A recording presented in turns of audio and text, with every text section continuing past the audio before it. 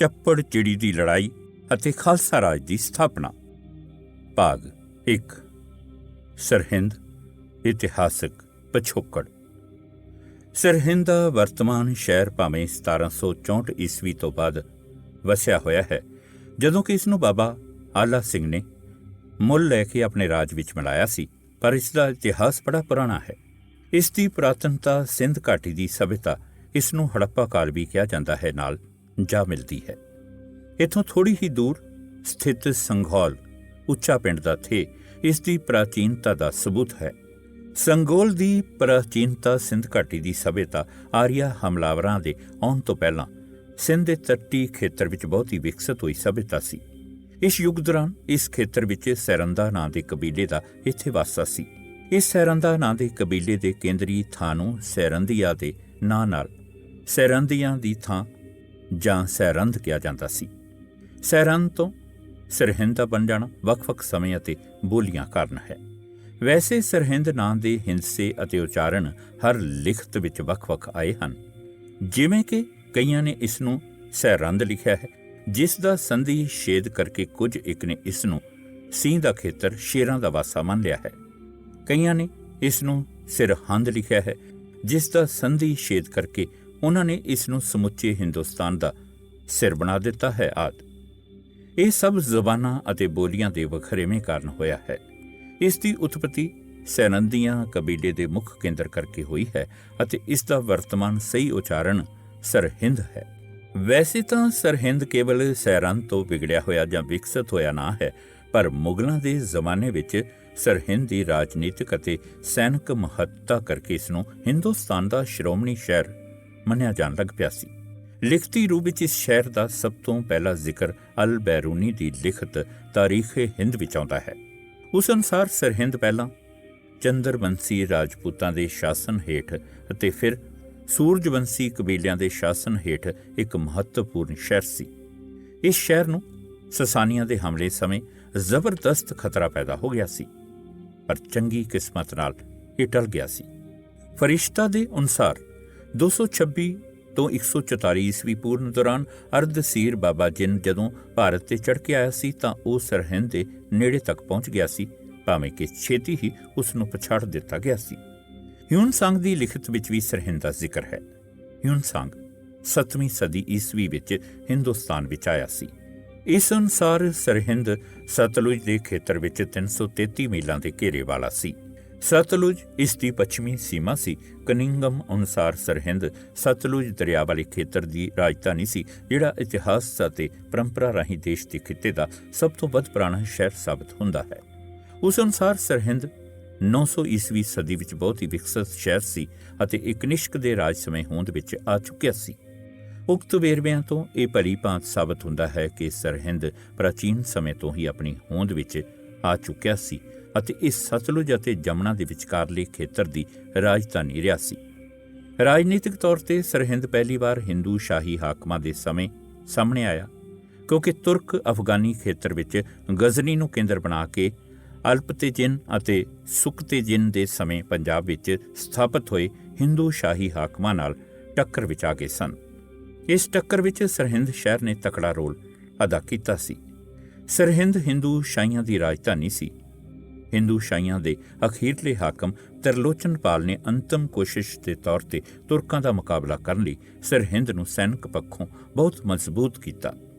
ਇੱਥੇ ਉਸਨੇ ਕਿਲੇ ਉਸਾਰੇ, ਪੁਰਾਣੇ ਕਿਲਿਆਂ ਨੂੰ ਹੋਰ ਮਜ਼ਬੂਤ ਕੀਤਾ ਅਤੇ ਇਹਨਾਂ ਦੀ ਸੁਰੱਖਿਅਤਾ ਲਈ ਇੱਕ ਮਜ਼ਬੂਤ ਸੈਨਾ ਖੜੀ ਕੀਤੀ। ਲੇਕਿਨ ਤਰਲੋਚਨਪਾਲ ਦੀਆਂ ਇਹਨਾਂ ਜੰਗੀ ਤਿਆਰੀਆਂ ਨੇ ਉਸਦੇ ਗੁਆਂਢੀ ਧਨੇਸਰ ਦੇ ਰਾਜੇ ਚਾਂਦ ਰਾਏ ਦੇ ਮਨ ਵਿੱਚ ਡਰ ਪੈਦਾ ਕਰ ਦਿੱਤਾ ਸੀ। ਉਹ ਸਮਝਦਾ ਸੀ ਕਿ ਸ਼ਾਇਦ ਤਰਲੋਚਨਪਾਲ ਉਸ ਉੱਪਰ ਹਮਲਾ ਕਰਨ ਲਈ ਤਿਆਰੀ ਕਰ ਰਿਹਾ। ਉਸਨੇ ਤਰਲੋਚਨਪਾਲ ਦੇ ਪੁੱਤਰ ਭੀਮਪਾਲ ਨੂੰ ਧੋਖੇ ਨਾਲ ਕੈਦ ਕਰ ਲਿਆ ਸੀ। ਇਸ ਤਰ੍ਹਾਂ ਤਰਲੋਚਨਪਾਲ ਦਾ ਹੌਸਲਾ ਟੁੱਟ ਗਿਆ ਸੀ। ਸਿੱਟੇ ਵਜੋਂ 1018 ਈਸਵੀ ਵਿੱਚ ਜਦੋਂ ਮਹਿਮੂਦ ਗਜ਼ਨਵੀ ਹਿੰਦੁਸਤਾਨ ਉੱਪਰ ਹਮਲਾ ਕਰਕੇ ਆਇਆ ਤਾਂ ਤਰਲੋਚਨਪਾਲ ਨੇ ਹਮਲੇ ਦਾ ਟਾਕਰਾ ਕਰਨ ਦਾ ਮਨ ਬਣਾਇਆ। ਜਦੋਂ 1020 ਤੋਂ 1021 ਵਿੱਚ ਫਿਰ ਮਹਿਮੂਦ ਗਜ਼ਨਵੀ ਹਮਲਾ ਕਰਕੇ ਆਇਆ ਤਾਂ ਤਰਲੋਚਨਪਾਲ ਕਨੌਜ ਦੇ ਰਾਜੇ ਨਾਲ ਮਿਲਣ ਲਈ ਫਿਰ ਸਰਹਿੰਦ ਤੋਂ ਆਪਣੀਆਂ ਫੌਜਾਂ ਲੈ ਕੇ ਚੱਲ ਪਿਆ। ਇਸ ਗੱਲ ਦਾ ਪਤਾ ਮਹਿਮੂਦ ਨੂੰ ਵੀ ਲੱਗ ਗਿਆ ਸੀ। ਉਸਨੇ ਬੜੀ ਤੇਜ਼ੀ ਨਾਲ ਮਾਰਚ ਕਰਦੇ ਹੋਏ ਨੇ ਤਰਲੋਚਨਪਾਲ ਨੂੰ ਰਸਤੇ ਵਿੱਚ ਹੀ ਜਾ ਨੱਪਿਆ, ਪਰ ਤਰਲੋਚਨਪਾਲ ਆਪਣੇ ਹੀ ਸਿਪਾਹੀਆਂ ਹੱਥੋਂ ਰਸਤੇ ਵਿੱਚ ਮਾਰਿਆ ਗਿਆ।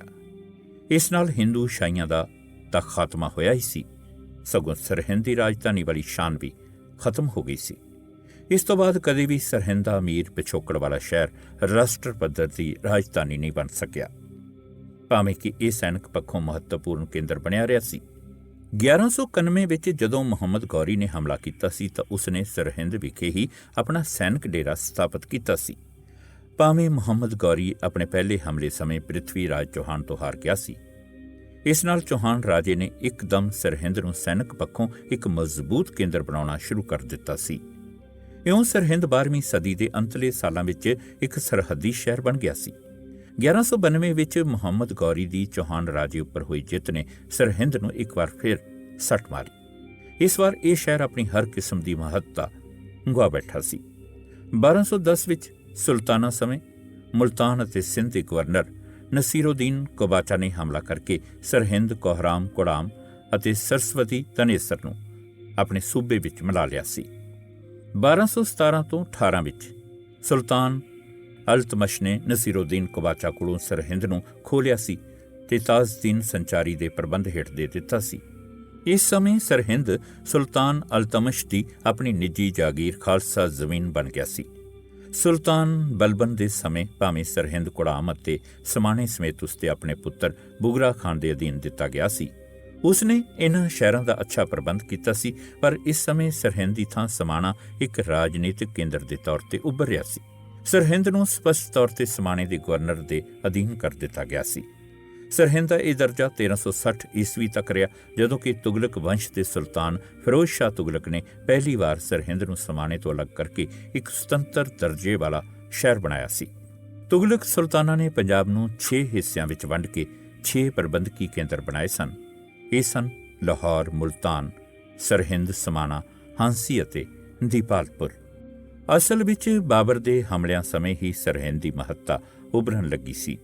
ਇਸ ਦੀ ਸ਼ੁਰੂਆਤ ਜ਼ਰੂਰ ਸੁਲਤਾਨ ਫਿਰੋਜ਼ ਸ਼ਾਹ ਤੁਗਲਕ ਨੇ ਕਰ ਦਿੱਤੀ ਸੀ, ਪਰ ਅਸਲ ਮਹੱਤਤਾ ਬਾਬਰ ਦੇ ਸਮੇਂ ਹੀ ਉਭਰੀ ਸੀ।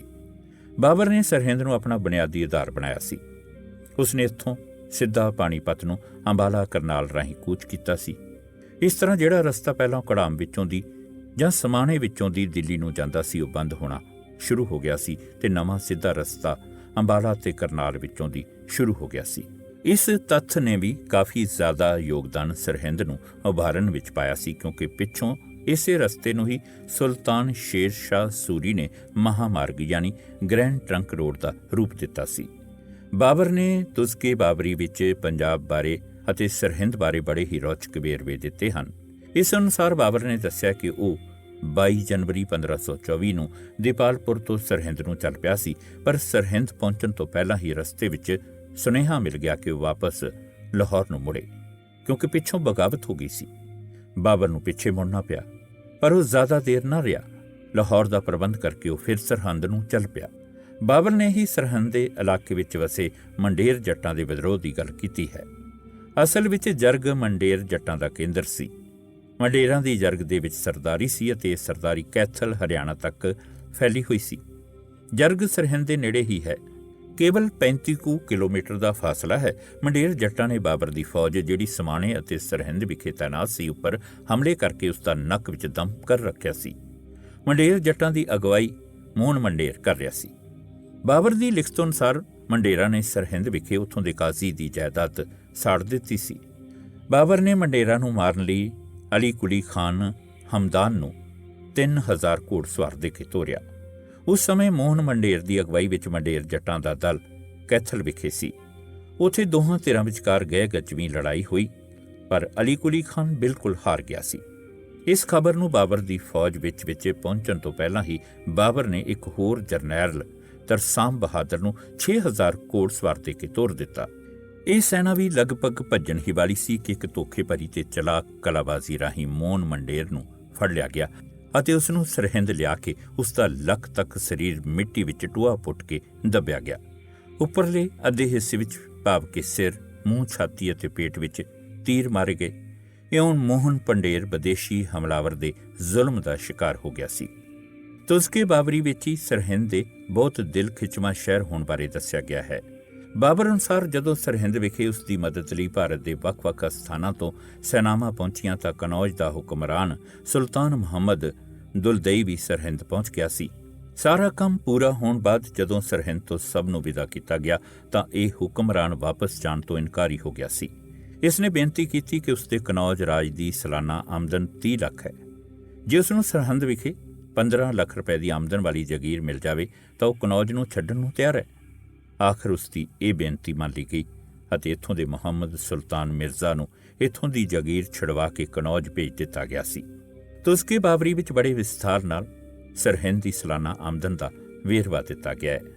ਉਸ ਅਨੁਸਾਰ 1528 ਈਸਵੀ ਵਿੱਚ ਸਰਹਿੰਦ ਦਾ ਸਾਲਾਨਾ ਮਾਮਲਾ 1,29,31,985 ਟਕਾ ਸੀ, ਜਦੋਂ ਕਿ ਭੇਰਾ, ਲਾਹੌਰ, ਸਿਆਲਕੋਟ ਅਤੇ ਦੀਪਾਲਪੁਰ ਦੇ 4 ਪ੍ਰਾਂਤਾਂ ਦੀ ਕੁੱਲ ਆਮਦਨ 3,33,14,999 ਟਕਾ ਸੀ।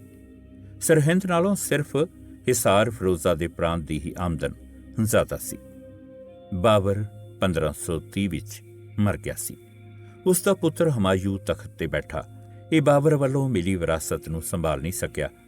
ਇਸੇ ਦੇ ਹੀ ਇੱਕ ਪਠਾਨ ਜਰਨੈਲ ਸ਼ੇਰ ਸ਼ਾਹ ਸੂਰੀ ਨੇ ਤਾਕਤ ਪਕੜਨੀ ਸ਼ੁਰੂ ਕਰ ਲਈ ਸੀ। ਸਿੱਟੇ ਵਜੋਂ ਹਮਾਯੂ ਇੱਕ ਹਾਰ ਪਿੱਛੋਂ ਦੂਜੀ ਹਾਰ ਦਾ ਮੂੰਹ ਦੇਖ ਰਿਹਾ ਸੀ। 1540 ਵਿੱਚ ਹਮਾਯੂ ਦਿੱਲੀ ਨੂੰ ਛੱਡ ਕੇ ਪੰਜਾਬ ਵੱਲ ਤੁਰ ਪਿਆ ਸੀ। ਉਸ ਦਾ ਖਿਆਲ ਸੀ ਕਿ ਉਹ ਸਰਹਿੰਦ ਪਹੁੰਚ ਕੇ ਸ਼ੇਰ ਸ਼ਾਹ ਸੂਰੀ ਦਾ ਮੁਕਾਬਲਾ ਸਫਲਤਾ ਨਾਲ ਕਰ ਸਕੇਗਾ। ਉਸ ਨੂੰ ਪਤਾ ਸੀ ਕਿ ਮਲਵਈ ਜੱਟਾਂ ਨੂੰ ਫੌਜ ਵਿੱਚ ਆਸਾਨੀ ਨਾਲ ਭਰਤੀ ਕੀਤਾ ਜਾ ਸਕੇਗਾ। ਜੂਨ 1540 ਵਿੱਚ ਹਮਾਯੂ ਸਰਹਿੰਦ ਪਹੁੰਚ ਗਿਆ। ਪਹਿਲੋਂ ਹੀ ਸੋਚੇ ਪ੍ਰੋਗਰਾਮ ਤਹਿਤ ਉਸਨੇ ਸਰਹਿੰਦ ਦੀ ਕਿਲਾਬੰਦੀ ਕਰਨੀ ਸ਼ੁਰੂ ਕਰ ਦਿੱਤੀ, ਪਰ ਸ਼ੇਰ ਸ਼ਾਹ ਸੂਰੀ ਨੇ ਆਪਣੇ ਇੱਕ ਬਹੁਤ ਹੀ ਕਾਬਲ ਜਰਨੈਲ ਖਵਾਸ ਖਾਨ ਨੂੰ ਇੱਕ ਤਕੜੀ ਫੌਜ ਦੇ ਕੇ ਸਰਹਿੰਦ ਵੱਲ ਨੂੰ ਤੋਰ ਦਿੱਤਾ ਤਾਂ ਕਿ ਉਹ ਹਮਾਯੂ ਨੂੰ ਸਰਹਿੰਦ ਵਿੱਚੋਂ ਕੱਢ ਕੇ ਅਫਗਾਨਿਸਤਾਨ ਪਹੁੰਚਣ ਲਈ ਮਜਬੂਰ ਕਰ ਦੇਵੇ। ਖਵਾਸ ਖਾਨ ਦਾ ਸੈਨਿਕ ਕਮਾਂਡਰ ਦੇ ਤੌਰ ਤੇ ਐਸਾ ਰੋਹ ਪਿਆ ਹੋਇਆ ਸੀ ਕਿ ਹਮਾਯੂ ਇਸ ਸੁਣਦੇ ਸਾਰੀ ਹੀ ਸਰਹਿੰਦ ਨੂੰ ਛੱਡ ਕੇ 2 ਹਫ਼ਤਿਆਂ ਵਿੱਚ ਹੀ ਲਾਹੌਰ ਜਾ ਪਹੁੰਚਿਆ। ਲਾਹੌਰ ਪਹੁੰਚ ਕੇ ਉਸਨੇ ਸ਼ੇਰ ਸ਼ਾਹ ਸੂਰੀ ਨਾਲ ਸਮਝੌਤਾ ਕਰਨਾ ਚਾਹਿਆ। ਆਪਣੀ ਪੇਸ਼ਕਸ਼ ਦੇ ਕੇ ਹਮਾਯੂ ਨੇ ਆਪਣੇ ਸਫੀਰ ਸ਼ੇਰ ਸ਼ਾਹ ਕੋਲ ਦਿੱਲੀ ਭੇਜੇ। ਹਮਾਯੂ ਦੀ ਪੇਸ਼ਕਸ਼ ਇਹ ਸੀ, ਸ਼ੇਰ ਸ਼ਾਹ ਸਾਰਾ ਹਿੰਦੁਸਤਾਨ ਰੱਖ ਲਵੇ ਪਰ ਹਮਾਯੂ ਖਾਸ ਸਿਰਫ ਲਾਹੌਰ ਰਹਿਣ ਦੇਵੇ। ਦੋਵਾਂ ਬਾਦਸ਼ਾਹੀਆਂ ਦੀ ਸੀਮਾ ਸਰਹਿੰਦ ਦਾ ਦੁਆਬ ਹੋਵੇ। ਸ਼ੇਰ ਸ਼ਾਹ ਸੂਰੀ ਨੇ ਇਸ ਪੇਸ਼ਕਸ਼ ਦਾ ਇਹ ਜਵਾਬ ਦਿੱਤਾ। ਉਹ ਪਹਿਲੇ ਹੀ ਹਮਾਯੂ ਲਈ ਕਾਬਲ ਛੱਡ ਚੁੱਕਿਆ, ਇਸ ਲਈ ਹਮਾਯੂ ਨੂੰ ਤੁਰੰਤ ਹੀ ਉੱਥੋਂ ਚਲਿਆ ਜਾਣਾ ਚਾਹੀਦਾ ਹੈ। ਖਵਾਸ ਖਾਨ ਹਮਾਯੂ ਦੇ ਖਿਲਾਫ ਨਿਸ਼ਚਿਤ ਹੋ ਕੇ ਅਤੇ ਦ੍ਰਿੜ ਹੋ ਕੇ ਲੜਾਈ ਕਰ ਸਕੇ, ਇਸ ਲਈ ਸ਼ੇਰ ਸ਼ਾਹ ਨੇ ਸਰਹਿੰਦ ਦਾ ਸਾਰਾ ਪ੍ਰਾਂਤ ਖਵਾਸ ਖਾਨ ਨੂੰ ਸੌਂਪ ਦਿੱਤਾ ਸੀ। ਖਵਾਸ ਖਾਨ ਨੇ ਲਾਹੌਰ ਵੱਲ ਰਵਾਨਾ ਹੋਣ ਤੋਂ ਪਹਿਲਾਂ ਸਰਹਿੰਦ ਦਾ ਪ੍ਰਬੰਧ ਮੁੜ ਤੋਂ ਸਥਾਪਿਤ ਕੀਤਾ। ਆਪਣੀ ਥਾਂ ਤੇ ਉਸਨੇ ਆਪਣੇ ਇੱਕ ਭਰੋਸੇਯੋਗ ਗੁਲਾਮ ਮਲਿਕ ਭਗਵੰਤ ਨੂੰ ਸਰਹਿੰਦ ਦਾ ਡਿਪਟੀ ਗਵਰਨਰ ਬਣਾ ਦਿੱਤਾ ਸੀ। ਜਦੋਂ ਤੱਕ ਸ਼ੇਰ ਸ਼ਾਹ ਸੂਰੀ ਜਿਉਂਦਾ ਰਿਹਾ ਸੀ, ਖਵਾਸ ਖਾਨ ਦੀ ਨਿਗਰਾਨੀ ਹੇਠ ਸਰਹਿੰਦ ਦਾ ਸਭ ਤੋਂ ਵਧੀਆ ਪ੍ਰਬੰਧ ਸਥਾਪਿਤ ਰਿਹਾ, ਪਰ ਸ਼ੇਰ ਸ਼ਾਹ ਦੇ ਮਰ ਜਾਣ ਨਾਲ ਉਸ ਦੇ ਅਯੋਗ ਵਾਰਸਾਂ ਵਿੱਚ ਜੰਗ ਛਿੜ ਪਈ ਸੀ। ਇਸ ਜੰਗ ਵਿੱਚ ਖਵਾਸ ਖਾਨ ਨੂੰ ਵੀ ਸ਼ਾਮਲ ਹੋਣਾ ਪਿਆ ਸੀ। ਇਸ ਜੰਗ ਨੇ ਸੂਰੀ ਸਾਮਰਾਜ ਨੂੰ ਤਾਂ ਖਤਮ ਕੀਤਾ ਹੀ ਸੀ, ਸਗੋਂ ਖਵਾਸ ਖਾਨ ਨੂੰ ਵੀ ਖਤਮ ਕਰ ਦਿੱਤਾ ਸੀ। ਸੂਰ ਅਫਗਾਨਾਂ ਦੀ ਫੁੱਟ ਕਾਰਨ ਹਮਾਯੂ ਫਿਰ ਤੋਂ ਲਾਹੌਰ ਆ ਪਹੁੰਚਿਆ ਸੀ। 24 ਫਰਵਰੀ 1556 ਨੂੰ ਹਮਾਯੂ ਲਾਹੌਰ ਵਿੱਚ ਸੀ। ਇੱਥੋਂ ਉਸਨੇ ਆਪਣਾ ਇੱਕ ਪੇਸ਼ਗੀ ਦਸਤਾ ਸਰਹਿੰਦ ਭੇਜਿਆ ਤਾਂ ਕਿ ਉਹ ਹਮਾਯੂ ਦੇ ਸਰਹਿੰਦ ਪਹੁੰਚਣ ਤੋਂ ਪਹਿਲਾਂ ਸਾਰੇ ਪ੍ਰਬੰਧ ਕਰ ਲਵੇ। ਜਦੋਂ ਇਸ ਗੱਲ ਦਾ ਪਤਾ ਦਿੱਲੀ ਵਿਖੇ ਸਿਕੰਦਰ ਸੂਰ ਨੂੰ ਲੱਗਿਆ ਤਾਂ ਉਸਨੇ 30,000 ਘੋੜਸਵਾਰ ਹਮਾਯੂ ਦੇ ਬੰਦਿਆਂ ਨੂੰ ਸਰਹਿੰਦ ਵਿੱਚੋਂ ਕੱਢਣ ਲਈ ਭੇਜ ਦਿੱਤੇ, ਪਰ ਇਹਨਾਂ ਦੇ ਸਰਹਿੰਦ ਪਹੁੰਚਣ ਤੋਂ ਪਹਿਲਾਂ ਹੀ ਬੈਰਮ ਖਾਨ ਨੇ ਸਰਹਿੰਦ ਨੂੰ ਪੂਰੀ ਤਰ੍ਹਾਂ ਆਪਣੇ ਕਬਜ਼ੇ ਵਿੱਚ ਕਰ ਲਿਆ ਸੀ ਅਤੇ ਸਿਕੰਦਰ ਦੀ ਭੇਜੀ ਹੋਈ 30,000 ਦੀ ਸੈਨਾ ਨੂੰ ਵੀ ਭਜਾ ਦਿੱਤਾ ਸੀ। ਇਸ ਹਾਰ ਤੋਂ ਬਾਅਦ ਸਿਕੰਦਰ ਸੂਰ ਖੁਦ 80,000 ਹੋਰ ਸੈਨਾ ਲੈ ਕੇ ਸਰਹਿੰਦ ਪਹੁੰਚ ਗਿਆ ਸੀ। ਇਹ ਦੇਖ ਕੇ ਹਮਾਯੂ ਵੀ ਖੁਦ ਸਰਹਿੰਦ ਪਹੁੰਚ ਗਿਆ। ਸਰਹਿੰਦ ਨੂੰ ਪੂਰੀ ਤਰ੍ਹਾਂ ਮੋਰਚਾਬੰਦ ਅਤੇ ਕਿਲ੍ਹਾਬੰਦ ਕੀਤਾ ਗਿਆ। ਸਰਹਿੰਦ ਦੇ ਆਲੇ ਦੁਆਲੇ ਦੇ 50 ਕਿਲੋਮੀਟਰ ਖੇਤਰ ਵਿੱਚ ਦੋਹਾਂ ਬਾਦਸ਼ਾਹਾਂ ਹਮਾਯੂ ਅਤੇ ਸਿਕੰਦਰ ਸੂਰ ਦੀਆਂ ਫੌਜਾਂ ਸਨ। ਦੋਵੇਂ ਬਾਦਸ਼ਾਹ ਜੰਗ ਦੇ ਮੈਦਾਨ ਵਿੱਚ ਸਨ। ਹਮਾਯੂ ਸ਼ਹਿਰ ਦੇ ਅੰਦਰ ਸੀ ਤੇ ਸਿਕੰਦਰ ਸੂਰ ਗ੍ਰੈਂਡ ਟਰੰਕ ਰੋਡ ਤੇ ਬਣੀਆਂ ਸਰਾਵਾਂ ਵਿੱਚ ਟਿਕਿਆ ਹੋਇਆ ਸੀ। 22 ਜੂਨ 1555 ਨੂੰ ਸਰਹੰਦ ਦੀ ਇਹ ਮਹਾ ਭਿਆਨਕ ਅਤੇ ਫੈਸਲਾਕੁਨ ਲੜਾਈ ਲੜੀ ਗਈ। ਇੱਕੋ ਦਿਨ ਦੀ ਇਸ ਗਹਿ ਗਚਮੀ ਲੜਾਈ ਵਿੱਚ ਬੈਰਮ ਖਾਨ ਦੀ ਨਿਪੁੰਨ ਲੜਾਕੀ ਯੋਗਤਾ ਨੇ ਸਿਕੰਦਰ ਸੂਰ ਨੂੰ ਲੱਕ ਤੋੜਵੀਂ ਹਾਰ ਦਿੱਤੀ। ਸਿਕੰਦਰ ਸੂਰ ਪਹਾੜਾਂ ਵਿੱਚ ਭੱਜ ਗਿਆ ਸੀ। ਈਸ਼ਵਰੀ ਪ੍ਰਸਾਦ ਦੇ ਸ਼ਬਦਾਂ ਵਿੱਚ ਭਾਰਤ ਦੀਆਂ ਹੋਰ ਫੈਸਲਾਕੁਨ ਲੜਾਈਆਂ ਵਾਂਗ ਸਰਹਿੰਦ ਦੀ ਲੜਾਈ ਨੇ ਵੀ ਰਾਜਨੀਤਿਕ ਹਾਲਾਤ ਨੂੰ ਗੰਭੀਰਤਾ ਨਾਲ ਬਦਲ ਦਿੱਤਾ ਸੀ। ਅਫਗਾਨਾਂ ਨੂੰ ਬੁਰੀ ਤਰ੍ਹਾਂ ਹਰਾ ਦਿੱਤਾ ਗਿਆ ਸੀ ਤੇ ਪੰਜਾਬ ਵਿੱਚੋਂ ਲਗਭਗ ਕੱਢ ਹੀ ਦਿੱਤਾ ਗਿਆ ਸੀ। ਹੁਣ ਅਫਗਾਨ ਉਹ ਤਾਕਤ ਨਹੀਂ ਰਹੇ ਸਨ ਜੋ ਉਹ ਸ਼ੇਰ ਸ਼ਾਹ ਦੇ ਸਮੇਂ ਸਨ। ਉਹ ਆਪਣੀ ਤਾਕਤ ਨੂੰ ਆਪਸੀ ਲੜਾਈ ਵਿੱਚ ਹੀ ਜ਼ਾਇਆ ਕਰ ਚੁੱਕੇ ਸਨ। ਇਸ ਜਿੱਤ ਨੇ ਨਾ ਹੀ ਸਿਰਫ ਪੰਜਾਬ ਨੂੰ ਅਧਿਕਾਰ ਹੇਠ ਕੀਤਾ, ਸਗੋਂ ਇਸ ਨੇ ਇੱਕ ਐਸੀ ਤਾਕਤ ਦਾ ਖਾਤਮਾ ਵੀ ਕਰ ਦਿੱਤਾ ਸੀ ਜਿਹੜੀ ਦਿੱਲੀ ਜਾਣ ਦੇ ਰਸਤੇ ਵਿੱਚ ਅੜਿੱਕਾ ਬਣ ਕੇ ਖੜ ਸਕਦੀ ਸੀ। ਹਮਾਯੂ ਲਈ ਇਸ ਜਿੱਤ ਨੂੰ ਲੰਮੇ ਸਮੇਂ ਲਈ ਮਾਨਣਾ ਨਸੀਬ ਨਹੀਂ ਹੋਇਆ। ਉਹ ਜਲਦੀ ਹੀ ਮਰ ਗਿਆ ਸੀ। ਉਸ ਦੇ ਪੁੱਤਰ ਅਤੇ ਉੱਤਰਾਧਿਕਾਰੀ ਅਕਬਰ ਨੂੰ ਇੱਕ ਵਾਰ ਫਿਰ ਲੜਾਈ ਕਰਨ ਲਈ ਸਰਹਿੰਦ ਆਉਣਾ ਪਿਆ। ਮੁਗਲ ਫੌਜ ਦਿੱਲੀ ਵਿੱਚ ਹਾਰ ਚੁੱਕੀ ਸੀ ਤੇ ਵਾਪਸ ਸਰਹਿੰਦ ਵੱਲ ਆ ਰਹੀ ਸੀ। ਇਹ ਸੁਣ ਕੇ ਅਕਬਰ ਖੁਦ 13 ਅਕਤੂਬਰ 1556 ਨੂੰ ਸਰਹਿੰਦ ਪਹੁੰਚ ਗਿਆ। ਇੱਥੇ ਸਾਰੀਆਂ ਮੁਗਲ ਫੌਜਾਂ ਇਕੱਠੀਆਂ ਹੋ ਗਈਆਂ। ਇੱਥੋਂ ਤਿਆਰੀ ਕਰਕੇ ਅਕਬਰ ਪਾਣੀਪਤ ਦੇ ਮੈਦਾਨ ਵਿੱਚ ਪਹੁੰਚਿਆ। ਇੱਥੇ ਸੂਰ ਕਮਾਂਡਰ ਹੇਮੂ ਅਤੇ ਅਕਬਰ ਦੀਆਂ ਫੌਜਾਂ ਵਿਚਕਾਰ ਪਾਣੀਪਤ ਦੀ ਦੂਜੀ ਲੜਾਈ ਲੜੀ ਗਈ। ਹੇਮੂ ਹਾਰ ਗਿਆ ਸੀ ਅਤੇ ਅਕਬਰ ਜਿੱਤ ਗਿਆ ਸੀ। ਅਕਬਰ ਨੇ ਸਰਹਿੰਦ ਦੇ ਪ੍ਰਬੰਧ ਲਈ ਹੈਰਾਤ ਦੇ ਹਾਫਿਜ਼ ਸੁਲਤਾਨ ਰਖਣਾ ਨੂੰ ਨਿਯੁਕਤ ਕੀਤਾ। ਸੁਲਤਾਨ ਰਖਣਾ ਨੇ ਬੜੀ ਯੋਗਤਾ ਨਾਲ ਸਰਹਿੰਦ ਦਾ ਪ੍ਰਬੰਧ ਕੀਤਾ। ਬਾਜ਼ਾਰਾਂ ਦੀ ਤਰਬੀਤ ਨੀਅਤ ਕੀਤੀ, ਹੋਰ ਸੁੰਦਰ ਇਮਾਰਤਾਂ ਦੀ ਤਾਮੀਰ ਕਰਵਾਈ, ਸ਼ਹਿਰ ਦੇ ਆਲੇ ਦੁਆਲੇ ਬਾਗ ਲਗਵਾਏ। ਤਬਕਾ ਤੇ ਅਕਬਰੀ ਦੇ ਅਨੁਸਾਰ ਇਨ੍ਹਾਂ ਇਮਾਰਤਾਂ ਤੇ ਬਾਗਾਂ ਦੀ ਸੁੰਦਰਤਾ ਇੰਨੀ ਬੇਜੋੜ ਸੀ ਕਿ ਅਕਬਰ ਇਹਨਾਂ ਨੂੰ ਦੇਖ ਕੇ ਮੋਹਿਆ ਗਿਆ ਸੀ। ਹਾਫਿਜ਼ ਰਖਣਾ ਨੇ ਸ਼ਾਹੀ ਬਾਗ, ਆਮ ਖਾਸ ਬਾਗ ਨੂੰ ਪੂਰੀ ਦਿਲਚਸਪੀ ਨਾਲ ਵਿਕਸਿਤ ਕੀਤਾ ਸੀ। ਇਸ ਕਰਕੇ ਇਸ ਬਾਗ ਨੂੰ ਬਾਗੇ ਹਾਫਿਜ਼ੀ ਕਿਹਾ ਜਾਣ ਲੱਗ ਪਿਆ ਸੀ। ਇਸ ਤਰ੍ਹਾਂ ਦੀ ਵਿਵਸਥਾ ਕਰਨ ਵਾਸਤੇ ਅਕਬਰ ਨੇ ਹਾਫਿਜ਼ ਰਖਣਾ ਨੂੰ ਅਨੇਕਾਂ ਤੋਹਫੇ ਅਤੇ ਇਨਾਮ ਦਿੱਤੇ ਸਨ। ਹਾਫਿਜ਼ ਰਖਣਾ ਪੂਰੇ 90 ਸਾਲ ਦੀ ਉਮਰ ਭੋਗ ਕੇ ਮਰਿਆ ਸੀ। ਉਹ ਮਰਦੇ ਦਮ ਤੱਕ ਸਰਹਿੰਦ ਵਿੱਚ ਹੀ ਰਿਹਾ ਸੀ। ਇਸੇ ਹੀ ਸਮੇਂ ਸਰਹਿੰਦ ਵਿੱਚ ਇੱਕ ਨਸੀਰੀ ਨਾਂ ਦਾ ਲੇਖਕ ਹੋਇਆ ਸੀ, ਜਿਸ ਨੂੰ ਨਸੀਰੀ ਸਰਹਿੰਦੀ ਕਿਹਾ ਜਾਂਦਾ ਸੀ। ਇੱਕ ਵਾਰ ਸਰਹਿੰਦ ਵਿੱਚ ਕੁਝ ਉਜ਼ਬੇਕ ਫੌਜੀਆਂ ਨੇ ਕਾਫੀ ਲੁੱਟਮਾਰ ਕੀਤੀ। ਅਕਬਰ ਕੋਲ ਇਸ ਗੱਲ ਦੀ ਸ਼ਿਕਾਇਤ ਪਹੁੰਚੀ। ਅਕਬਰ ਨੇ ਰਾਜਾ ਮਾਨ ਸਿੰਘ ਨੂੰ ਇਸ ਸ਼ਰਾਰਤ ਦਾ ਸਿਰ ਕੁਚਲਣ ਲਈ ਸਰਹਿੰਦ ਭੇਜਿਆ। ਰਾਜਾ ਮਾਨ ਸਿੰਘ ਨੇ ਸਰਹਿੰਦ ਪਹੁੰਚ ਕੇ ਜੋ ਕੁਝ ਕੀਤਾ, ਨਸੀਰੀ ਸਰਹੰਦੀ ਨੇ ਉਸ ਦਾ ਬੜੇ ਹੀ ਵਿਸਥਾਰ ਨਾਲ ਹਾਲ ਬਿਆਨ ਕੀਤਾ ਹੈ। ਇਹ ਬਿਆਨ ਉਸਨੇ ਆਪਣੀ ਲਿਖਤ ਤਾਰੀਖ-ਏ-ਨਸੀਰੀ ਵਿੱਚ ਦਰਜ ਕੀਤੇ ਹਨ। ਇਹ ਲਿਖਤ ਅੱਜ ਕੱਲ੍ਹ ਮਿਲਦੀ ਹੀ ਨਹੀਂ ਹੈ।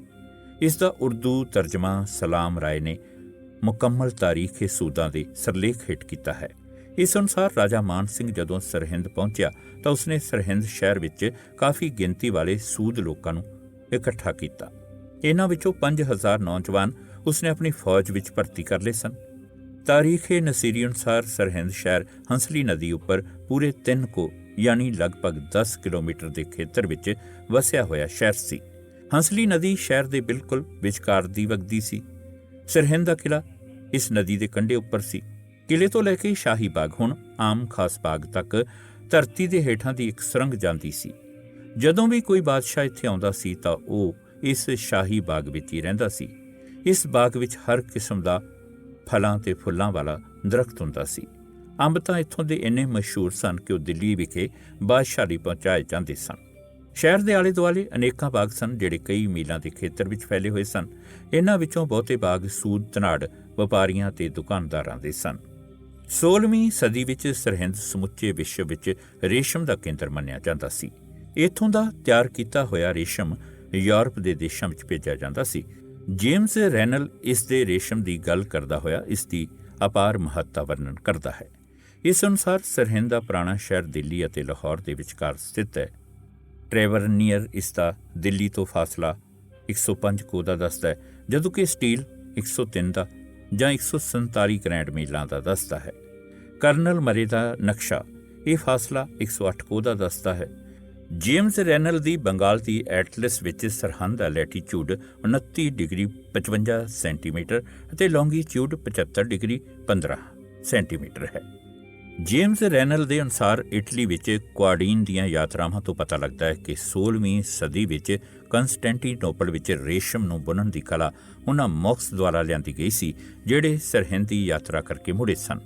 ਇਸ ਤਰ੍ਹਾਂ ਪਤਾ ਲੱਗਦਾ ਹੈ ਕਿ ਰੇਸ਼ਮ ਨੂੰ ਬੁਣਨ ਦੀ ਕਲਾ ਰੋਮਨ ਬਾਦਸ਼ਾਹਾਂ ਦੇ ਅਧੀਨ ਪੱਛਮੀ ਯੂਰਪ ਵਿੱਚ ਮੌਲਿਕ ਰੂਪ ਵਿੱਚ ਸਰਹਿੰਦ ਤੋਂ ਹੀ ਲਿਆਂਦੀ ਗਈ ਸੀ, ਪਰ ਜਦੋਂ ਪੱਛਮੀ ਸਾਮਰਾਜ ਨੂੰ ਉਲਟਾ ਦਿੱਤਾ ਗਿਆ ਸੀ ਤਾਂ ਇਸ ਰਾਮ ਰੌਲੇ ਸਮੇਂ ਇਹ ਕਲਾ ਗੁਆਚ ਗਈ ਸੀ।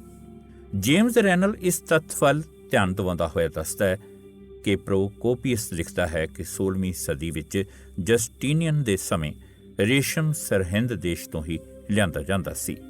ਤਾਰੀਖੇ ਨਾਸੀਰੀ ਦੇ ਅਨੁਸਾਰ ਸਾਰੇ ਸ਼ਹਿਰ ਵਿਚਕਾਰ ਇੱਕ ਮੁੱਖ ਚੌਂਕ ਸੀ।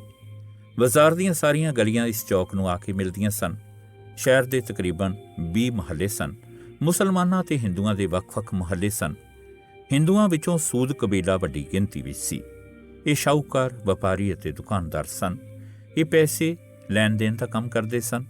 ਸ਼ਹਿਰ ਦੇ ਆਲੇ ਦੁਆਲੇ ਇੱਕ ਪੱਕੀ ਅਤੇ ਮਜ਼ਬੂਤ ਕੰਧ ਕੱਢੀ ਹੋਈ ਸੀ। ਹੰਸਲੀ ਨਦੀ ਦਾ ਪਾਣੀ ਬੜਾ ਸਾਫ਼ ਹੁੰਦਾ ਸੀ। ਉਹ ਸਾਰਾ ਸਾਲ ਹੀ ਵਗਦੀ ਰਹਿੰਦੀ ਸੀ।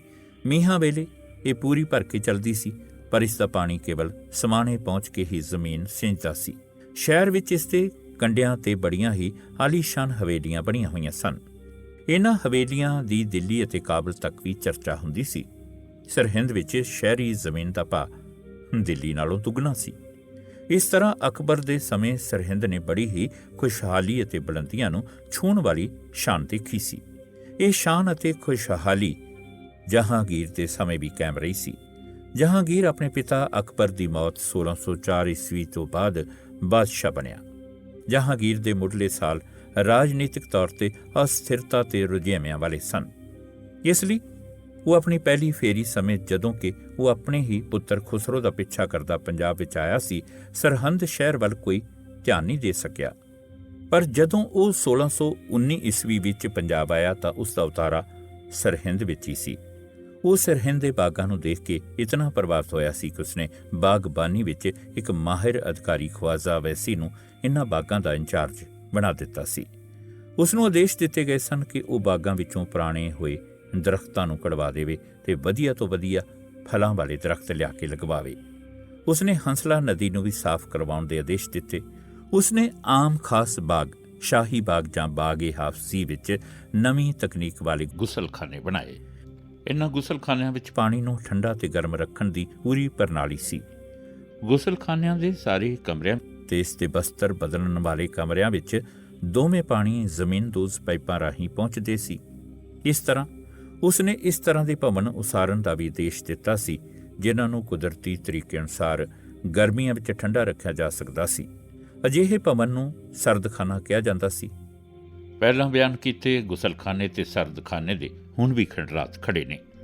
ਇਹਨਾਂ ਖੰਡਰਾਤਾਂ ਤੋਂ ਵੀ ਕਾਫੀ ਕੁਝ ਦੇਖਿਆ ਤੇ ਪਰਖਿਆ ਜਾ ਸਕਦਾ ਹੈ। 1620 ਈਸਵੀ ਵਿੱਚ ਜਹਾਂਗੀਰ ਸਰਹਿੰਦ ਪਹੁੰਚਿਆ ਸੀ। ਇਸ ਸਮੇਂ ਉਸਨੇ ਆਪਣੀ ਰਿਹਾਇਸ਼ ਸ਼ਾਹੀ ਬਾਗ, ਆਮ ਖਾਸ ਬਾਗ ਵਿੱਚ ਹੀ ਕੀਤੀ। ਉਹ ਕਈ ਦਿਨ ਲਗਾਤਾਰ ਬਾਗ ਦੇ ਦੁਆਲੇ ਹੀ ਘੁੰਮਦਾ ਰਿਹਾ ਸੀ। ਉਹ ਹਰ ਦਰਖਤ ਅਤੇ ਬੂਟੇ ਨੂੰ ਨੇੜਿਓਂ ਹੋ ਕੇ ਦੇਖਦਾ ਸੀ। ਇਸ ਵਾਰ ਉਸਨੇ ਬਾਗ ਦੇ ਵਿੱਚ ਇੱਕ ਤਲਾਅ ਖੁਦਵਾਇਆ। ਇਹ 120 ਗਜ਼ ਲੰਬਾ ਤੇ 110 ਗਜ਼ ਚੌੜਾ ਸੀ। ਇਸ ਨੂੰ ਭਰਨ ਲਈ ਹੰਸਲੀ ਨਦੀ ਦਾ ਪਾਣੀ ਇਸ ਵਿੱਚ ਪਾਇਆ ਗਿਆ ਸੀ। ਸ਼ਾਹੀ ਬਾਗ ਦੀ ਸਿੰਜਾਈ ਵਾਸਤੇ ਬਾਗ ਦੇ ਚਾਰੇ ਕੋਨਿਆਂ ਤੇ ਵੱਡੇ ਵੱਡੇ ਖੂਹ ਲਗਵਾਏ ਗਏ ਸਨ। ਇਹਨਾਂ ਖੂਹਾਂ ਵਿੱਚੋਂ ਬੋਕਿਆਂ ਨਾਲ ਪਾਣੀ ਕੱਢਿਆ ਜਾਂਦਾ ਸੀ। ਸ਼ਾਹੀ ਬਾਗ ਦੇ ਦੁਆਲੇ ਪੱਕੀ ਦੀਵਾਰ ਕਢਵਾਈ ਗਈ ਸੀ। ਇਸ ਦੀਵਾਰ ਵਿੱਚ 4 ਦਰਵਾਜ਼ੇ ਰੱਖੇ ਗਏ ਸਨ। ਇਸ ਸ਼ਾਹੀ ਬਾਗ ਵਿੱਚ ਤਲਾਅ ਤੇ ਮਹਿਲਾਂ ਤੋਂ ਇਲਾਵਾ ਸ਼ਾਹੀ ਤਬੇਲਾ ਤੇ ਹੋਰ ਨੌਕਰਾਂ ਦੇ ਕੁਆਟਰ ਵੀ ਬਣੇ ਹੋਏ ਸਨ।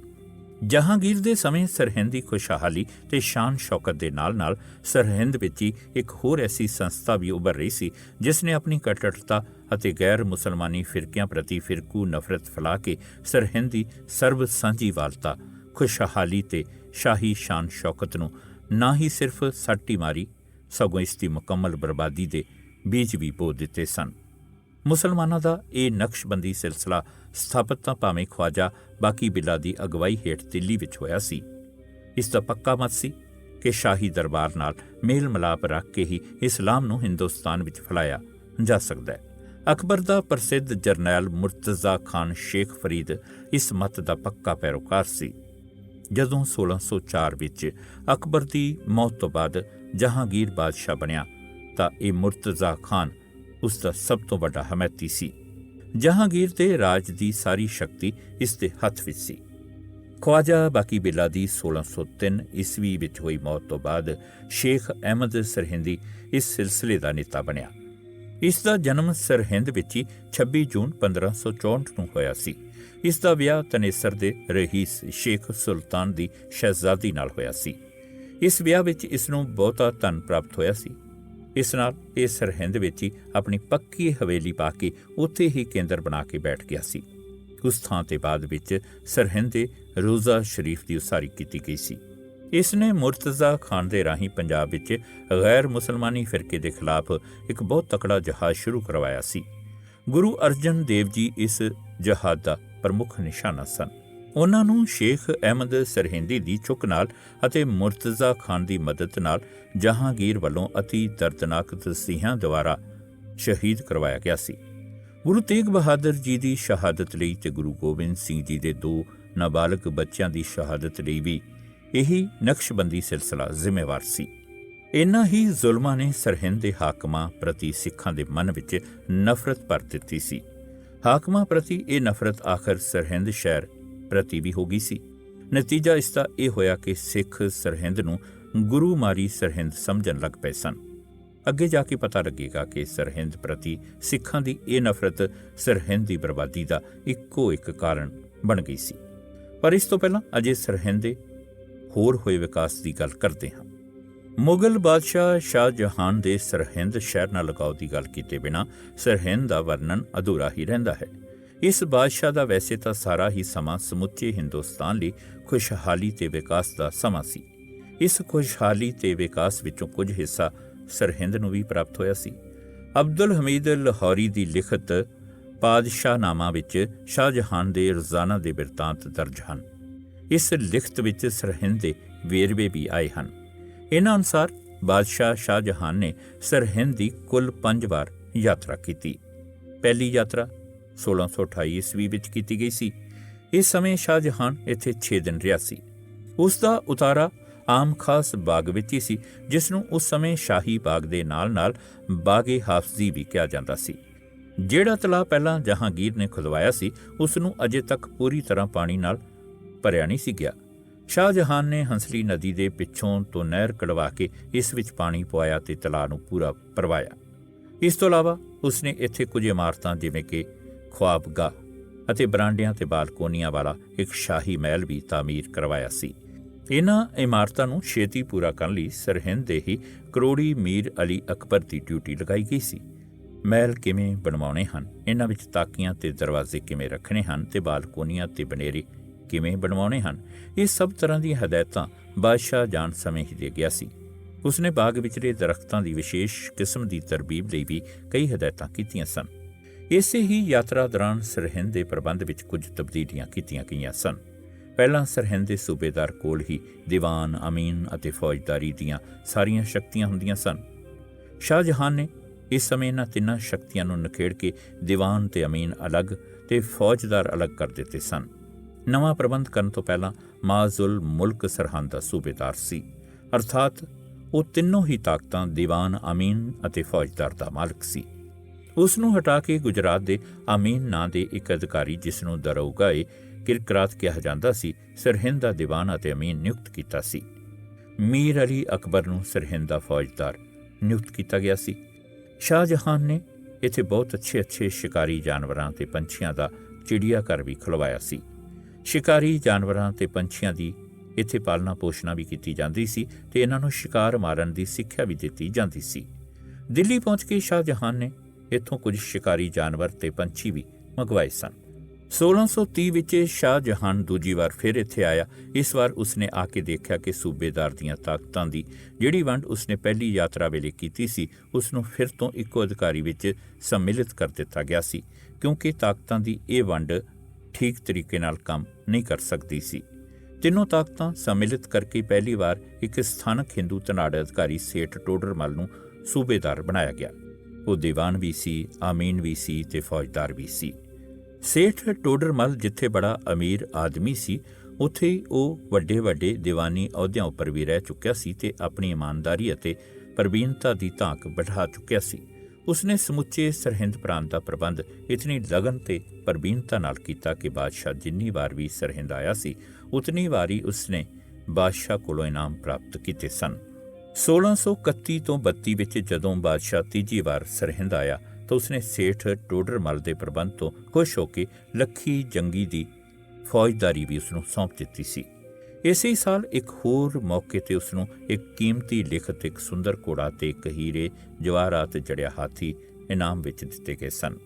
ਇਸ ਨਿਪੁੰਨ ਅਤੇ ਧਰਮ ਨਿਰਪੱਖ ਅਧਿਕਾਰੀ ਦੇ ਪ੍ਰਬੰਧ ਹੇਠ ਸਰਹਿੰਦ ਨੇ ਇਤਨਾ ਵਿਕਾਸ ਕੀਤਾ ਸੀ ਕਿ ਬਾਦਸ਼ਾਹ ਜਦੋਂ ਇੱਕ ਹੋਰ ਯਾਤਰਾ ਦੌਰਾਨ 1634 ਵਿੱਚ ਸਰਹਿੰਦ ਪਹੁੰਚਿਆ ਤਾਂ ਉਸਨੇ ਅਤੀ ਪ੍ਰਸੰਨ ਹੋ ਕੇ ਸੇਠ ਟੋਡਰਮਲ ਨੂੰ 1000 ਜ਼ਾਤ ਤੇ 1000 ਸਵਾਰ, 2 ਆਸਪਾ ਤੇ 6 ਆਸਪਾ ਦਾ ਮਨਸਬ ਬਖਸ਼ਿਆ ਸੀ।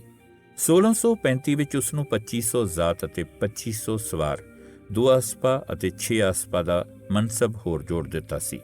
ਸਰਹਿੰਦ ਸ਼ਹਿਰ ਦੇ ਸਮੁੱਚੇ ਇਤਿਹਾਸ ਵਿੱਚ ਸ਼ਾਹਜਹਾਨ ਦਾ ਸਮਾਂ ਸਭ ਤੋਂ ਵੱਧ ਅਮਨ, ਸ਼ਾਂਤੀ ਅਤੇ ਖੁਸ਼ਹਾਲੀ ਦਾ ਸਮਾਂ ਸੀ। ਇਸ ਸਮੁੱਚੇ ਸਮੇਂ ਵਿੱਚ ਇੱਕ ਵਾਰ ਵੀ ਸਰਹਿੰਦ ਲੜਾਈ ਦਾ ਮੈਦਾਨ ਨਹੀਂ ਬਣਿਆ, ਸਗੋਂ ਇੱਥੇ ਆਲੀਸ਼ਾਨ ਤੋਂ ਆਲੀਸ਼ਾਨ ਇਮਾਰਤਾਂ ਉਸਰੀਆਂ ਅਤੇ ਵਧੀਆ ਤੋਂ ਵਧੀਆ ਦਰਖਤ ਲਿਆ ਕੇ ਲਗਾਏ ਗਏ ਸਨ। ਸਰਹਿੰਦ ਸ਼ਹਿਰ ਤੋਂ 6-6 ਮੀਲ ਦੂਰ ਤੱਕ ਬਾਗ ਹੀ ਬਾਗ ਸਨ। ਇੱਕ ਬਾਗ 1 ਮੀਲ ਦੀ ਲੰਬਾਈ ਤੱਕ ਚਲਿਆ ਗਿਆ ਸੀ। ਵਧੀਆ ਤੋਂ ਵਧੀਆ ਨਸਲ ਦਾ ਸ਼ਿਕਾਰੀ ਜਾਨਵਰ ਤੇ ਪੰਛੀ ਇੱਥੇ ਪਾਲਿਆ ਜਾਂਦਾ ਸੀ। ਸਭ ਤੋਂ ਵੱਧ ਕੇ ਜੋ ਗੱਲ ਹੋਈ ਸੀ ਅਤੇ ਜਿਸ ਨੇ ਸਰਹਿੰਦ ਸ਼ਹਿਰ ਨਾਲ ਹਰ ਬੰਦੇ ਦੇ ਜਜ਼ਬਾਤਾਂ ਨੂੰ ਜੋੜ ਦਿੱਤਾ ਸੀ, ਉਹ ਸੀ ਸੇਠ ਟੋਡਰਮਲ ਦਾ ਇੱਥੋਂ ਦਾ ਅਧਿਕਾਰੀ ਹੋਣਾ। ਉਹ ਹਿੰਦੂ ਸੇਠ ਸੀ। ਉਸ ਦੇ ਪ੍ਰਬੰਧ ਨਾਲ ਸਰਹਿੰਦ ਵਾਸੀਆਂ ਵਿੱਚ ਸਰਬ ਸਾਂਝੀਵਾਲਤਾ ਦਾ ਅਹਿਸਾਸ ਭਰਿਆ ਗਿਆ ਸੀ। ਬਾਦਸ਼ਾਹ ਨੇ ਵੀ ਆਪਣੇ ਇਸ ਨੇਕ ਅਧਿਕਾਰੀ ਨੂੰ ਦਿਲ ਭਰ ਕੇ ਨਵਾਜਿਆ ਸੀ। ਇਹਨਾਂ ਹਾਲਾਤਾਂ ਵਿੱਚ ਸਰਹਿੰਦ ਉੱਤਰੀ ਭਾਰਤ ਦਾ ਇੱਕ ਸਭ ਤੋਂ ਵੱਧ ਸੁੰਦਰ, ਵਿਕਸਤ ਅਤੇ ਖੁਸ਼ਹਾਲ ਸ਼ਹਿਰ ਬਣ ਗਿਆ ਸੀ। ਜੇ ਕਿਤੇ ਸਮੇਂ ਦੀ ਚਾਲ ਲਗਾਤਾਰ ਇਸੇ ਤਰ੍ਹਾਂ ਹੀ ਚੱਲਦੀ ਰਹਿੰਦੀ ਤਾਂ ਸਰਹਿੰਦ ਸ਼ਹਿਰ ਨੇ ਲਾਹੌਰ ਅਤੇ ਦਿੱਲੀ ਤੋਂ ਵੀ ਕਿਤੇ ਜ਼ਿਆਦਾ ਮਹੱਤਤਾ ਵਾਲੀ ਥਾਂ ਹਾਸਲ ਕਰ ਲੈਣੀ ਸੀ। ਪਰ ਕੁਦਰਤ ਨੂੰ ਇਹ ਮਨਜ਼ੂਰ ਨਹੀਂ ਸੀ। ਸ਼ਾਹਜਹਾਨ ਨੂੰ ਕੈਦ ਕਰਕੇ ਉਸਦਾ ਛੋਟਾ ਪੁੱਤਰ ਔਰੰਗਜ਼ੇਬ ਬਾਦਸ਼ਾਹ ਬਣ ਗਿਆ ਸੀ। ਜਹਾਂਗੀਰ ਦੇ ਮੁੱਢਲੇ ਸਾਲਾਂ ਵਾਲੀ ਨੀਤੀ ਫਿਰ ਤੋਂ ਦੁਹਰਾਈ ਗਈ ਸੀ।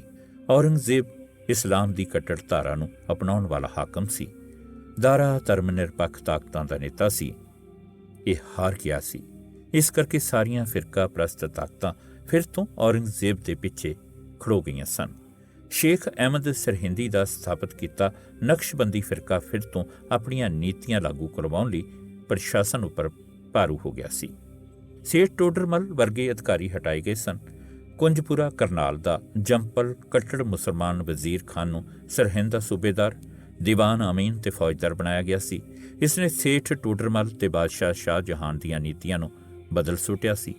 ਬਾਗਾਂ ਤੇ ਸੁੰਦਰ ਸਰਕਾਰੀ ਇਮਾਰਤਾਂ ਦੀ ਥਾਂ ਮਸਜਿਦਾਂ ਤੇ ਮਕਬਰੇ ਉਸਰਨੇ ਸ਼ੁਰੂ ਹੋ ਗਏ ਸਨ। ਗੈਰ ਮੁਸਲਮਾਨ ਸ਼ਾਹੂਕਾਰਾਂ ਅਤੇ ਵਪਾਰੀਆਂ ਕੋਲੋਂ ਜਜ਼ੀਏ ਦੇ ਰੂਪ ਵਿੱਚ ਵਾਧੂ ਟੈਕਸ ਲੈਣਾ ਸ਼ੁਰੂ ਹੋ ਗਿਆ ਸੀ। ਸਰਕਾਰੀ ਫੈਸਲਿਆਂ ਅਤੇ ਨੀਤੀਆਂ ਉੱਪਰ ਇਸਲਾਮੀ ਸ਼ਰ੍ਹਾ ਦਾ ਪ੍ਰਭਾਵ ਜ਼ੋਰ ਪਕੜਨ ਲੱਗ ਗਿਆ ਸੀ।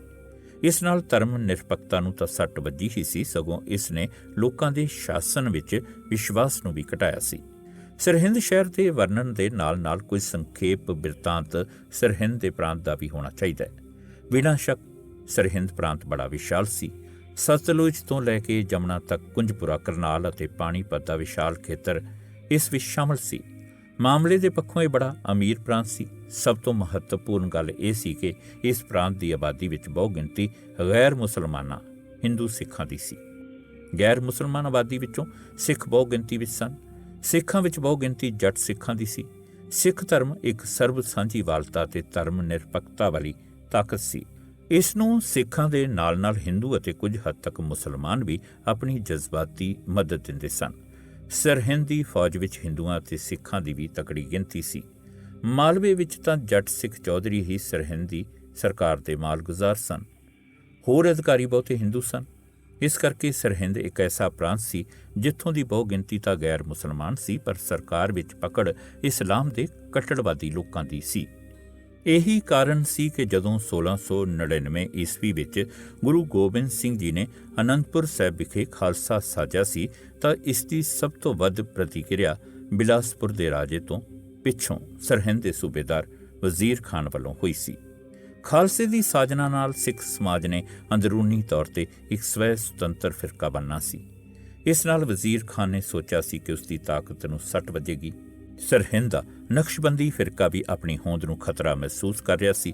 ਇਸ ਕਰਕੇ ਵਜ਼ੀਰ ਖਾਨ ਨੇ ਸਰਹਿੰਦ ਪ੍ਰਾਂਤ ਵਿੱਚ ਸਿੱਖਾਂ ਨੂੰ ਕੁਚਲਣ ਲਈ ਪੂਰਾ ਜ਼ੋਰ ਲਾਇਆ ਸੀ।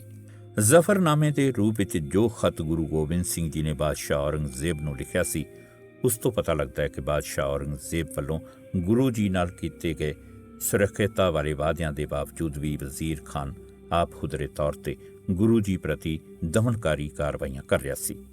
ਪਹਿਲਾਂ ਗੁਰੂ ਜੀ ਨੂੰ ਅਤੇ ਖਾਲਸੇ ਨੂੰ ਅਨੰਦਪੁਰ ਸਾਹਿਬ ਵਿੱਚੋਂ ਕੱਢਣ ਲਈ ਵਜ਼ੀਰ ਖਾਨ ਨੇ ਬਿਲਾਸਪੁਰ ਦੇ ਰਾਜੇ ਦੀ ਮਦਦ ਕੀਤੀ।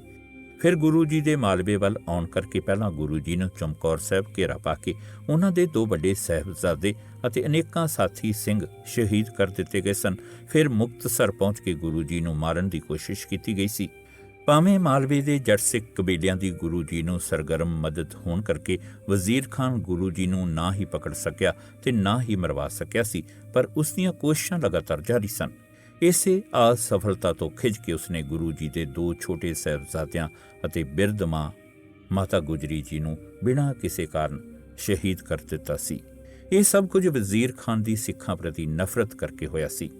ਇਸ ਤਰ੍ਹਾਂ ਜਿੱਥੇ ਗੁਰੂ ਅਰਜਨ ਦੇਵ ਜੀ ਅਤੇ ਗੁਰੂ ਤੇਗ ਬਹਾਦਰ ਜੀ ਦੀ ਸ਼ਹਾਦਤ ਲਈ ਸਰਹਿੰਦ ਦਾ ਨਕਸ਼ਬੰਦੀ ਸਿਲਸਿਲਾ ਜ਼ਿੰਮੇਵਾਰ ਸੀ, ਉੱਥੇ ਗੁਰੂ ਗੋਬਿੰਦ ਸਿੰਘ ਜੀ ਦੇ 4 ਸਾਹਿਬਜ਼ਾਦਿਆਂ ਅਤੇ ਮਾਤਾ ਗੁਜਰੀ ਜੀ ਨੂੰ ਸ਼ਹੀਦ ਕਰਨ ਦਾ ਜ਼ਿੰਮੇਵਾਰ ਸਰਹਿੰਦ ਦਾ ਸੂਬੇਦਾਰ ਵਜ਼ੀਰ ਖਾਨ ਸੀ। ਭਾਵੇਂ ਇਸ ਵਿੱਚ ਸੁੱਚਾਨੰਦ ਵਰਗੇ ਕੁਝ ਹਿੰਦੂ ਅਧਿਕਾਰੀਆਂ ਨੇ ਵੀ ਸਹਿਯੋਗ ਦਿੱਤਾ ਸੀ, ਪਰ ਇਹ ਹਿੰਦੂ ਅਧਿਕਾਰੀ ਹਿੰਦੂ ਸਮਾਜ ਦੀ ਪ੍ਰਤੀਨਿਧਤਾ ਨਹੀਂ ਕਰਦੇ ਸਨ। ਵਜ਼ੀਰ ਖਾਨ ਇੱਕ ਇਸਲਾਮੀ ਸੰਸਥਾ ਦੀ ਨੁਮਾਇੰਦਗੀ ਕਰ ਰਿਹਾ ਸੀ। ਇਸ ਤਰ੍ਹਾਂ ਸਿੱਖਾਂ ਦੇ ਮਨ ਵਿੱਚ ਸਰਹਿੰਦ ਦੇ ਹਾਕਮ ਵਜ਼ੀਰ ਖਾਨ ਪ੍ਰਤੀ ਅਤੇ ਸਰਹਿੰਦ ਦੇ ਸ਼ਹਿਰ ਪ੍ਰਤੀ ਵੀ ਅਤੇ ਅੰਤ ਨਫ਼ਰਤ ਤੇ ਗੁੱਸਾ ਸੀ। 22 ਫਰਵਰੀ 1707 ਈਸਵੀ ਨੂੰ ਬਾਦਸ਼ਾਹ ਔਰੰਗਜ਼ੇਬ ਮਰ ਗਿਆ ਸੀ। ਇਸ ਦੀ ਥਾਂ ਤੇ ਉਸ ਦਾ ਵੱਡਾ ਪੁੱਤਰ ਬਹਾਦਰ ਸ਼ਾਹ ਸ਼ਹਿਜ਼ਾਦਾ ਮੁਅੱਜ਼ਮ ਗੱਦੀ ਤੇ ਬੈਠਾ। ਇਹ ਮੁੱਢ ਤੋਂ ਹੀ ਗੁਰੂ ਗੋਬਿੰਦ ਸਿੰਘ ਜੀ ਦਾ ਸ਼ਰਧਾਲੂ ਸੀ। ਜਦੋਂ ਬਾਦਸ਼ਾਹ ਸ਼ਾਹ ਨੇ ਜਮਰੌਦ ਵਿਖੇ ਔਰੰਗਜ਼ੇਬ ਦੇ ਮਰਨ ਦੀ ਗੱਲ ਸੁਣੀ ਤਾਂ ਉਹ ਤੁਰੰਤ ਹੀ ਲਾਹੌਰ ਵੱਲ ਨੂੰ ਰਵਾਨਾ ਹੋ ਗਿਆ ਸੀ। ਲਾਹੌਰ ਤੋਂ ਪੂਰੀਆਂ ਤਿਆਰੀਆਂ ਸਮੇਤ ਬਹਾਦਰ ਸ਼ਾਹ 5 ਮਈ 1707 ਨੂੰ ਰਵਾਨਾ ਹੋਇਆ ਅਤੇ ਸਰਹਿੰਦ ਪਹੁੰਚ ਗਿਆ। ਸਰਹਿੰਦ ਵਿਖੇ ਇੱਥੋਂ ਦੇ ਸੂਬੇਦਾਰ ਨੇ 8 ਲੱਖ ਰੁਪਇਆ ਨਜ਼ਰਾਨੇ ਵਜੋਂ ਦਿੱਤਾ। 1 ਦਸੰਬਰ 1707 ਦੀ ਖਬਰ ਵਿੱਚ ਦੱਸਿਆ ਗਿਆ ਸੀ ਕਿ ਸਰਹਿੰਦ ਦਾ ਸੂਬੇਦਾਰ ਅਤੇ ਆਮੀਨ ਵਜ਼ੀਰ ਖਾਨ 1500 ਜ਼ਾਤ ਅਤੇ 1700 ਸਵਾਰ ਦਾ ਮਨਸਬ ਰੱਖਦਾ ਹੈ। ਇਸ ਵਿੱਚ ਬਾਦਸ਼ਾਹ ਨੇ 1000 ਜ਼ਾਤ ਅਤੇ 300 ਸਵਾਰ ਦੇ ਮਨਸਬ ਦਾ ਹੋਰ ਵਾਅਦਾ ਕਰ ਦਿੱਤਾ ਸੀ। ਇੱਕ ਵਾਰ ਫਿਰ ਹੋਰ ਵਾਅਦਾ ਕਰਦੇ ਹੋਏ 2500 ਜ਼ਾਤ ਅਤੇ 2000 ਸਵਾਰ ਦੇ ਮਨਸਬ ਦਾ ਮਾਲਕ ਬਣਾ ਦਿੱਤਾ।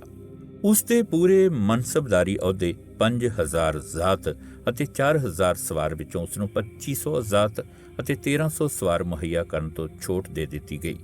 ਉਸ ਨੂੰ ਕੀਮਤੀ ਖਿਲਤ ਦੇ ਕੇ ਵੀ ਸਨਮਾਨਿਤ ਕੀਤਾ ਗਿਆ ਸੀ। ਬਾਦਸ਼ਾਹ ਨੇ ਇੱਕ ਹੋਰ ਹੁਕਮ ਜਾਰੀ ਕਰਦੇ ਹੋਏ ਹੁਕਮ ਦਿੱਤਾ ਸੀ ਕਿ ਵਜ਼ੀਰ ਖਾਨ ਨੂੰ ਜਾਣੂ ਕਰਵਾ ਦਿੱਤਾ ਜਾਵੇ ਕਿ ਉਸ ਦੇ ਚਕਲੇ ਸੂਬੇ ਦੀ ਸਾਰੀ ਆਬਾਦੀ ਅਤੇ ਇੱਥੋਂ ਦਾ ਕਿਲਾ ਉਸ ਦੇ ਹੁਕਮ ਅਧੀਨ ਹੈ। ਉਸ ਨੂੰ ਆਪਣੇ ਪ੍ਰਾਂਤ ਦਾ ਪੂਰੀ ਦ੍ਰਿੜਤਾ ਨਾਲ ਖਿਆਲ ਰੱਖਣਾ ਚਾਹੀਦਾ ਹੈ।